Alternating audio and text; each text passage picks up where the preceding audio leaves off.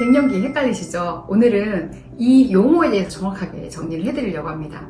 사실 생리가 완전히 끊긴 것을 기준으로 이런 것을 정할 수가 있는데요. 생리가 완전히 멈추고 나서 1년 정도 지났다. 그러면 이걸 폐경이라고 합니다. 폐경이 지나면은 더 이상 생리를 할 일이 없는 거죠. 여성 호르몬 더 이상 만들지 않는 거고, 생리가 완전히 끊길 때까지 3년에서 5년 전 이 기간을 갱년기라고 합니다.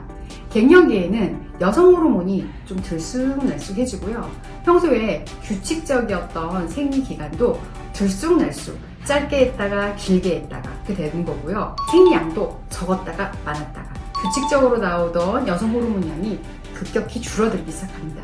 난소 나이도 줄어들기 시작을 하고요. 그래서 이 시기에는 여성 호르몬 부족 증상이 나타날 수가 있습니다.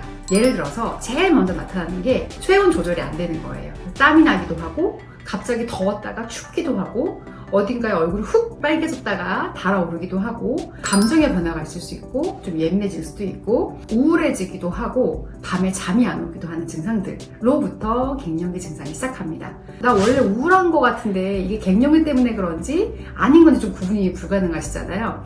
이럴 때는 호르몬 검사를 좀 해보는 겁니다. 그리고 생리 날짜도 같이 확인을 해보시고요. 생리의 변화와 함께 호르몬도 줄어들고 난소 나이 검사를 했을 때 난소 나이도 낮게 측정이 된다. 그러면은 이 우울증이 진성 우울증과 다르게 갱년기로 인한 우울증이다라고 생각을 해볼 수가 있습니다.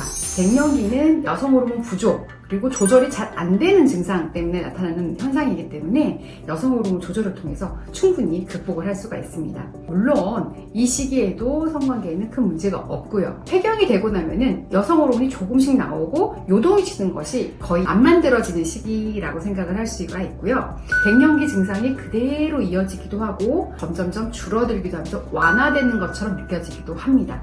그래서 예전에는 내가 더웠다 추웠다 했는데 생리가 끊기고 나니까 오히려 괜찮다라는 분도 있고, 어떤 분들의 경우에는 나는 옛날에 괜찮았는데 생리가 끊기고 나니까 이런 증상이 더 심해진다라는 분들도 있습니다. 갱년기 증상이 폐경기 초기까지는 이어질 수도 있고 이건 개인차가 있을 수 있습니다. 폐경이 되고 나서 3, 4년, 5년 정도 지나면은 앞서 말씀드린 갱년기와는 또 다른 증상을 겪을 수가 있는데요.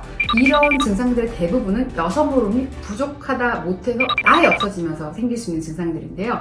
가장 대표적으로 성교통이 생긴달지, 질건조증이 생긴달지, 잦은 방광염을 앓을 수가 있습니다. 여성 호르몬이 처음에 부족했을 때는 전신적인 증상이 있을 수 있고 땀이 나거나 온도 조절이 안 되는 이런 증상으로 있다가 나중에는 비뇨생 시킬 때 부족한 증상을 느낄 수 있다, 이렇게 볼 수가 있고요. 이게 10년 정도 이상이 되면은 알츠하이머 치매랄지 심혈관계 질환이랄지 골다공증으로 갈 수 있습니다. 그래서 갱년기 때는 여성 호르몬 보충을 통해서 증상을 완화를 시키고, 폐경이 되면은 높은 호르몬 보충을 통해서 이런 증상들을 예방하고 극복을 하는 게 중요할 것 같습니다.